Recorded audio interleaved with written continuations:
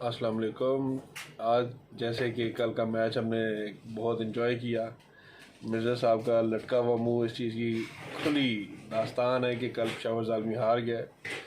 Match no doubt बड़ा मज़ेदार गया है और आज हम लोग इसी चीज़ पे डिस्कस करने के लिए आए हैं एक खुशगवार मिजाज में कि कल पेशावर ज़ालमी कैसा खेला, मुल्तान सुल्तान कैसा खेला, इनकी स्ट्रगल कैसी रही है दोनों टीमों की, और किस टीम में कौन से प्लेयर्स नुमाया रहे और किसकी परफॉर्मेंस मज़ेदार रही है। अस्सलाम मिर्ज़ा साहब, welcome to your own show. बहुत शुक्रिया चोई साहब और बहुत बहुत मुबारक हो। आपकी टीम ने कल आउट क्लास कर दिया हमारी टीम को और इसी खुशी में मैं आपको मीठा खिलाऊंगा और ज़ाहिर है कि आप जीते हैं। हालांकि आपकी तरफ से मिठाई आनी चाहिए, लेकिन मुझे खुशी हुई है कि आप जीते हैं और आप ये मिठाई खाएं जी। बहुत शुक्रिया, एंजॉय करें आप। बहुत शुक्रिया और थैंक यू वेरी मच कि आपने इस पूरे PSL शो में हमारा साथ दिया और जब भी आपको रिक्वेस्ट की आपने विदाउट एनी हेजिटेशन और बग़ैर किसी परेशानी के आपने हमारा साथ दिया और बड़े ही बिग हार्टेड आप आए और अपने नाजरीन को हमारे को आपने महसूस किया अपने टिपिकल तबसरों से। तो कल का मैच जी बिल्कुल थोड़ा सा मैं एक्सपेक्ट कर रहा था कि क्लोज जाएगी पेशावर की टीम, लेकिन जिस तरह के पिछले 2 मैचों में जो अफ़गानिस्तान के ज़ज़ाई हज़रतुल्लाह ज़ज़ाई हैं वो आज के मैच में जो कल मैच हुआ उसमें जल्दी आउट हो गए और उसका ही मेरे ख़्याल में वही टर्निंग पॉइंट साबित हुआ कल के मैच में। इवन दो कि शुएब मलिक ने अच्छी रिकवरी कराई थी। एक स्टेज पे लग रहा था जब 5 ओवरों में कोई 70 रन चाहिए थे कि शायद ये क्लोज जाए, लेकिन जैसे ही वो शुएब मलिक आउट हुए तो मैच उनके हाथ से निकल चुका था। बिल्कुल ऐसे ही है। अगर देखा जाए मिर्ज़ा साहब, नो डाउट के उनकी विकेट्स गिर गई थी पेशावर ज़ालमी स्टार्ट में, पर उन्होंने 12वें-13वें ओवर तक जाके मैच को काफ़ी ज़्यादा स्टेबल कर लिया था अपने लिए। जब आपके शुएब मलिक खेल रहे थे और उसके साथ मेरे ख्याल रदरफोर्ड आए थे बाद में खेलने के लिए। ये है कि जो विकेट शुएब मलिक की गिरी और उसके अगले ही ओवर में फिर इमरान ताहिर ने विकेटें ऊपर नीचे 2-3 ले ली, तो उसकी वजह से इनकी जो एक पुश जो लगा था पेशावर ज़ालमी को बिल्कुल ख़त्म हो गया था। जी बिल्कुल। और मलिक ने कल जो मैच में वापस लेके बेसिकली आए थे, क्योंकि शुरू में ज़ज़ाई के बाद कामरान अकमल भी आउट हो गए थे और उसके बाद मलिक आए और मलिक ने तकरीबन क्विक फायर 45 ऑड रन्स किए, जिसकी वजह से वही मैं बता रहा था कि एक जो आखिरी 5 ओवर्स में 70 रन्स का टारगेट जो था वो पॉसिबल था अगर शुएब मलिक को अच्छा साथ मिलता, रदरफोर्ड और पीछे वहाब रियाज वगैरह हिटिंग कर लेते तो एक चांस बन सकता था। लेकिन फेवरेट थी उस वक़्त भी, हॉट फेवरेट थी सुल्तान की टीम, तो उन्होंने बड़े क्लिनिकल चेंजेस की रिजवान ने और इमरान ताहिर ने 1 ओवर में जो 3 विकेटें ली वो सारा जो मैच का पासा है वो पलट के रख दिया था।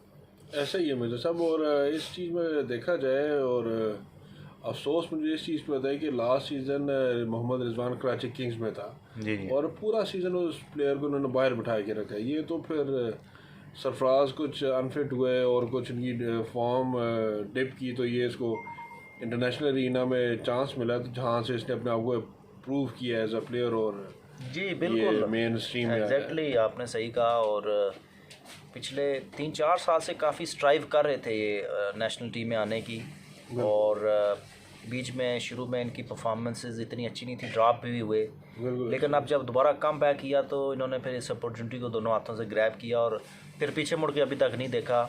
इससे पहले न्यूजीलैंड की सीरीज़, फिर साउथ अफ्रीका की सीरीज़, फिर जिम्बाब्वे की सीरीज़, तमाम सीरीज़ में उन्होंने आउट क्लास परफॉर्म किया और अब बिल्कुल ज़रा भी प्रॉपर वो चांस नहीं दे रहे किसी और विकेट कीपर को, चाहे वो सरफराज हों या कामरान अकमल हों या जो कोई और यंग विकेट कीपर्स आ रहे हैं जिस तरह रोहेल नज़ीर है। इनका दूर दूर तक फ़िलहाल कोई चांस नहीं लग रहा कि जिस तरह की रिजवान ने परफॉर्मेंस की। और अब तो उन्होंने कैप्टनसी स्किल्स भी दिखा दी हैं, तो अब बाबर आजम के लिए भी एक मेरे ख्याल में जो कैप्टनसी वाली पोजीशन है वो भी ख़तरे में है।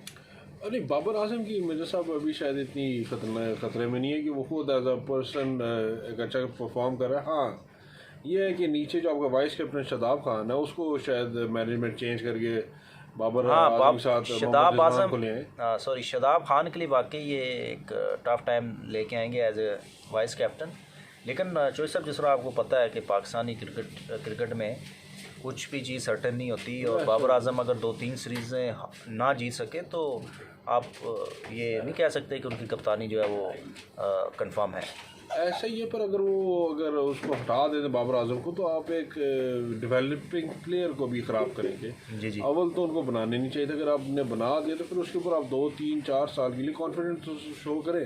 बिल्कुल, या तो वो डेवलप होगा या बिल्कुल ख़त्म हो जाएगा। ऐसा ही है।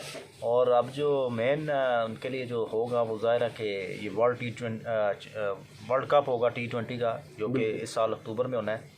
तो चौधरी साहब क्या ख्याल है इस PSL को ओवरऑल कैसे आप सम अप करेंगे, कैसा टूर्नामेंट रहा है? कोविड भी बीच में काफ़ी मुदाखलत कोविड ने भी की, लेकिन at the end of the day जब ये टूर्नामेंट कंप्लीट हुआ तो इट्स अ गुड न्यूज़। बिल्कुल मिर्ज़ा साहब, इसमें कोई शक नहीं। और जिस तरह इन्होंने इस चीज़ को मैनेज किया है, नो डाउट बीच में हर्डल्स आई और मुश्किलात काफ़ी बढ़ गई थी, और उसके बावजूद भी PCB ने उस चीज़ को लेके आगे चली और इसको पूरा किया और फाइनल तक करवाया उन्होंने। जी। तो एक ये अच्छी हेल्दी एक्टिविटी थी जो कि लॉन्ग रन में बहुत ज़्यादा इनको हेल्प आउट करेगी। ख़ास तौर पे और कुछ हो ना हो, प्लेयर्स को तो एक मौका मिल गया ना T20 वर्ल्ड कप से पहले अपने आप को as a T20 player mature करने का, कैसे खेलना है डिफरेंट सिचुएशंस और हर चीज़ में। जी। तो क्या ख्याल है कि इसमें जो आप यंग, अगर मैं उसमें लॉट में बात करूं तो कौन सा ऐसा प्लेयर है जो एमर्जिंग लेवल पे आपको नज़र आया इस PSL में?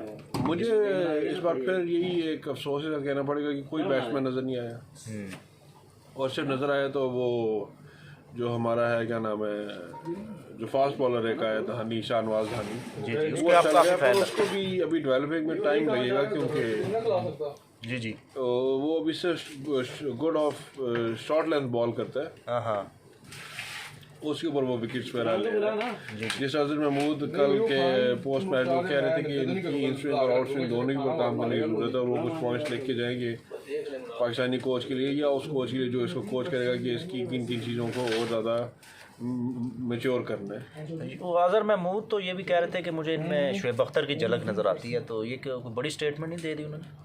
असल में बड़ी स्टेटमेंट आप नहीं कह सकते, क्योंकि देखें पाकिस्तान में अब जो भी आपका प्लेयर आता है वो कोई ना कोई उसका आइडियल होता है, या कोई ना कोई एक आइडियल पाकिस्तानी ही प्लेयर रख के वो अपने आप को डेवलप करने की कोशिश करता है। और शाहनवाज धानी को देखा जाए, जिसका बॉलिंग स्टाइल है वो अपनी तरफ से एक फास्ट बॉल करने की कोशिश करता है, शॉर्ट पिच शॉर्ट लेंथ के ऊपर वो बॉल करने की कोशिश करता है कि अगले को वो ज़रा हरी करे। और शुएब अख्तर भी अपनी पेस की वजह से वो हरी कर जाता था। जी जी, तो हो सकता है इस वजह से उन्होंने कह दिया। तो अभी इसमें जो टूर्नामेंट हुआ है, इसमें आपके ख्याल में फॉरेन प्लेयर्स में से कौन सा आपको अट्रैक्टिव प्लेयर लगा इस थ्रू आउट द सीज़न? वैसे इसमें मसला तो ये हुआ था कि फर्स्ट हाफ जो पाकिस्तान में था उसमें कुछ प्लेयर्स आए थे जो वो सेकंड हाफ में ज्वाइन नहीं कर सके, तो कोई ऐसा एक प्लेयर जिसको आप कहेंगे यार फ्रॉम द फॉरेन कंट्रीज़ जो आपको अट्रैक्ट किया इस PSL में? इतना खास कोई नहीं था मिर्जा साहब। मुझे अगर अच्छा लगा तो वो सिर्फ फाइनल में रायली रुजो अच्छा लगा है, या लेट एंड पे आके हजरतुल्लाह ज़रई एक हार्ड हिटर है वो अच्छा आया था, या मिलर भी बीच में एक मिलर आया था। पर वो बात वही है कि वो 1-2 मैचेस के लिए आए थे सिर्फ।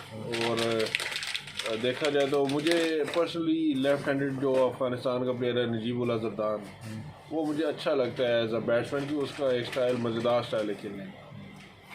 और बॉलिंग में अगर देखा जाए तो पाकिस्तानी दानी के अलावा एक पेशावर के जो लेफ़्ट आर्म थे इमरान, वो भी मुझे थोड़े से बेहतर लगे हैं।